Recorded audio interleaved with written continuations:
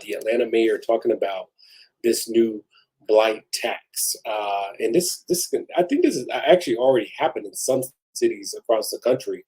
But let's hear it and let's discuss this. Let's talk about what is all what is involved in this blight tax scenario. What is included here? Let's see. Last month, we also passed a resolution to use blight condemnation to take ownership of properties whose condition is so harmful to our communities that we simply cannot wait for a neglectful owner to take action. We are pairing these new tools alongside our expanded approach to code enforcement and prosecution of nuisance cases. Ooh, We will use every tool at our disposal to root out bad actors. ooh, you get prosecuted for having an ugly house. What this means is they can fine you. They'll skip trace you and fine you, and basically, they have ways of serving you. If you get served, there's ways that the city would, apply rules to themselves. They could serve you, and it can't be. It don't have to be a regular servant, and you could potentially have a lien on your property. Holding our neighborhoods back.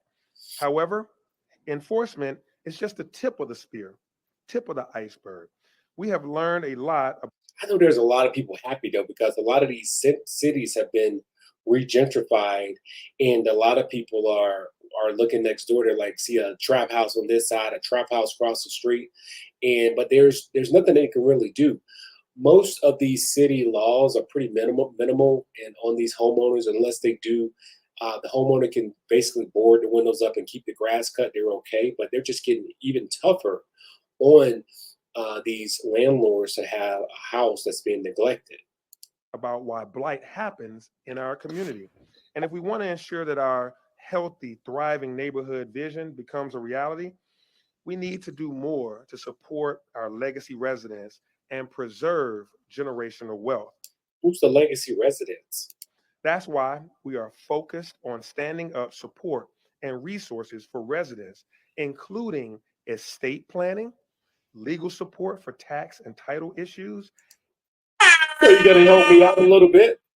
Nah, accelerating our ownership, our owner occupied rehab programs, expanding our anti displacement tax. that's a good point though. If you're in some of these areas that's being regentrified, there is city money because a lot of older people live in these areas that may not have the money, but the government will give you a loan to do some fixing. Now, when you think about loans that you may get on a property, you just want to make sure it's a decent type of loan Tax relief programs, and it makes sense. and more. We are doing this because we know the best way to strengthen our neighborhoods is to strengthen our neighbors.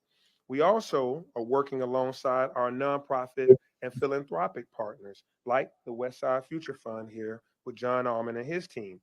Their commitment to working with the community for the community will help us break these cycles of blight by ensuring vacant land is brought back up to productive life. We also recognize that the Atlanta Land Bank and Invest Atlanta, who play huge roles in navigating The land bank.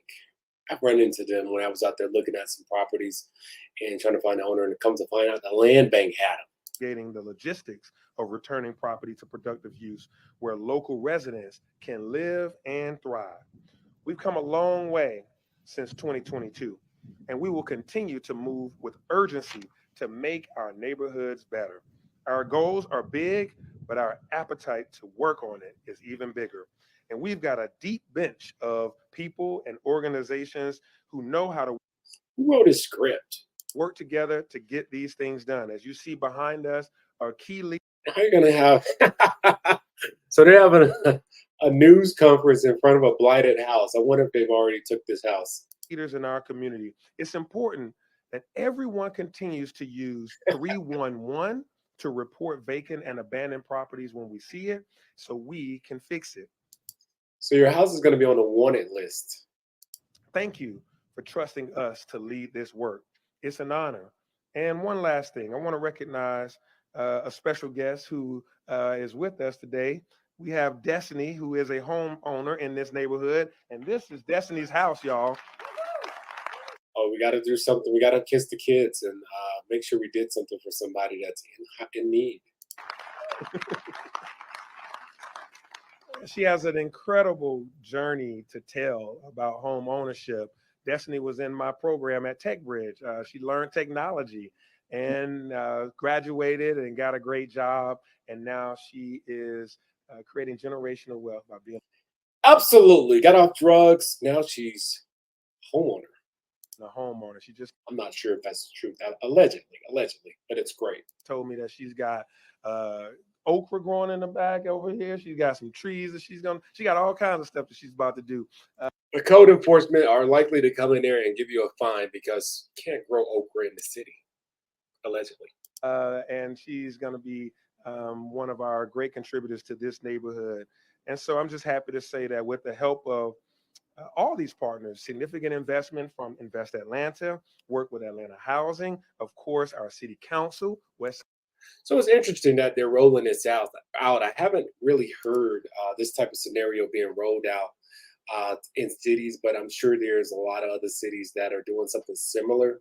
I'm sure, like Detroit, you're trying to do a lot of different things like this to make the city better because a lot of these owners either passed away or they either just left the property and moved on and just forgot about it, or basically the bank just left the property because a lot of these cities were hit really tough by still they're still trying to come up from a 2008 situation where a lot of bad loans were out there and a lot of these houses have bad titles. So the thing about right now, a lot of these cities are trying to get back on track, and basically they know that there's a resurgence of opportunity. So they're basically, putting a hit list on the owners of these cities, the homeowners, and saying, "Hey, we know we're not able to just walk in and do a what do they call that? Where they just take your dominant, eminent domain, where the government can actually take your property if they really want it. There's a process that they can do that could take your property." But it's not, if you just say, if the government just go out like that, I mean, they're going to have pretty much of an uproar. So they have to have a way to come in there and make it look like, okay, we're doing something in this community, and we're basically doing this is a good thing for everybody. So they got to, come in there in a nice way and present something. But is this a form of eminent domain, putting a hit list on homeowners, even if they're blighted? When many of these, when you buy a home, you think of the American dream, that there shouldn't be any type of occurrences from the government to take your stuff. Where really, you never really own a home. You're basically just leasing it anyway. Try not paying the property taxes and see what happens. They're going to be right at your door Tuesday morning knocking on it. And there's going to be more people out there knocking on your door saying, "Where you at? What you doing? I want your property." So let's look at this scenario and see. Let's kind of look into this actual scenario and see what it's talking about. Let's see. It's talking about. Let me see if that's showing on my screen because I'm showing. Make sure I got this right. I'm trying something different tonight. Let's dig in to this tax scenario and see what all it really entails, because a lot of times you can do these types of kiss the baby scenarios and all that, and I think the mayor is very proactive. He's doing a lot of different things for the city, but you always got to keep an eye on things like this, and it can introduce new situations in the city to where it's not necessarily a good thing, but you got to look at the fine print. So let's look at it. Let's take a look at the fine print in this scenario here. So is a vacant crumbling house a rotting industrial property bringing your Atlanta street down? A measure recently was introduced by city leaders. If approved, will aim to do something about it. The mayor in District Street 3, that's the hood, really. It's like, this is a big hood. They're trying to clean up the hoods. Byron Amos, partnered to introduce legislation that would create a blight tax as a means of cracking down on absentee landlords. We love absentee landlords. Absentee landlords are usually landlords that do not live in the property. They can either live in another property outside of that property or out of state, including corporations and neglected properties throughout the city. They're coming after corporations as well. And the proposal would allow Atlanta municipal courts to hike tax bills by 25 times more than current tax rates for properties considered blighted albatrosses that further disinvestment in neighborhoods. Wow. Interesting. So really, they can hit you with a high tax bill. Let's say, for instance, your tax bill, because a lot of these cities are already going up on taxes. Let's say you owe 3,000, they can hit you with 25% more. Like if you already can't pay 10,000, 3,000, they hit you with 25 times, not 25%, 25 times more than the current tax rates. Wow, that's crazy. Let me see something. Let's do the math. So a lot of these programs, a lot of people don't do the math on these things. 25 times, say you owe 3,000. That's $75,000. That's crazy. That's crazy. So imagine if you're not able to up with 3,000, you're definitely not going to come up with 75,000. So it's free money for the government to just come in and take your property just like that. And a lot of people clap hands when, you know, an elected official come out and they get somebody that's been hooked on drugs. They took a program, they've recovered, they've turned their life around. They're not able, if they don't know if they can really afford the property, but you know, some volunteers has put the house together, and it makes everybody looks great, like they're good people and everything. And that's a great time to introduce a bill that increases the taxes, right? And you got to look at these things to see if it's really good. He didn't say 25%. Now, 25%, okay. He said it can increase bills by up to 25 times more than the current tax rates on properties. Now, that could be crazy because we know that 75% of Americans already live check to check. Now, we're going to talk about, you know, hitting them with 25 times more in taxes. So you guys really, over there in Atlanta, we really need to look at this and see if it's really going to be something beneficial, or is it something that's going to really harm the community? Because what's going to happen is this property is going to pop up. And me as an investor, I'm okay with it because we're going to pop up and find this property on the tax sale, and we're going to see that, hey, this property is probably worth about 300,000. We can get it at 75. We're gonna get that property, but you know, but why would you, have them introduce a new legislation in an area that's they're not going to come back in there and say, oh, we've already taken care of all the properties in this area. Now it's a great neighborhood. Let's go ahead and remove that. In 4 years from now, there's going to be a new mayor in there or the same mayor, and after that, it's going to be a new one, and they're going to figure all about that. If it's been working, they're going to keep it in there. It's not going to go anywhere. So you got to really think about when you propose and accept and check the penny tax. Is it ever going to disappear? Is it ever going to disappear?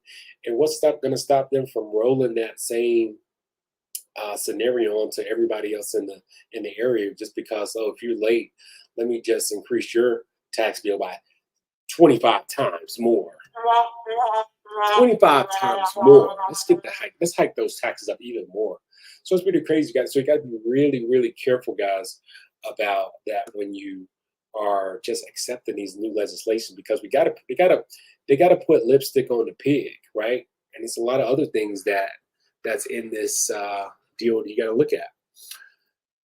Broadly speaking, the tax penalties have the potential to fundamentally change the economics of neglectful land speculation across Atlanta. Sure, because the city's going to own it all. Similar measures have been implemented around Georgia and other states as a surgical judicial enforcement tool. So they're enforcing it applied to vacant, neglected property that could have otherwise sat vacant for decades, dragging down local communities per city officials. Wow, they're going crazy with it. The program would not apply to any properties that's occupied in hopes to further incentivize homeowners. Any blighted property that gets remediated and returned to productive use could be eligible. Could be. I'm not saying you're going to be. It could be eligible for a discounted tax rate. Okay.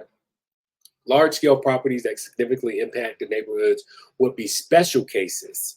these property owners would first have to agree to a detailed redevelopment plan that addresses neighborhood objectives around. So you have to propose. If you got a big multifamily in there, you got to have to just basically have a meeting with them, and gonna have to approve whatever you're talking about, and before you can really do something. So that's interesting, interesting. Let's go to our next story here. We're going to talk about a realtor accused of hiding a sale of a property from the buyer's name was Jeff Bezos. He purchased the property, and the realtor is being sued for hiding who the actual seller was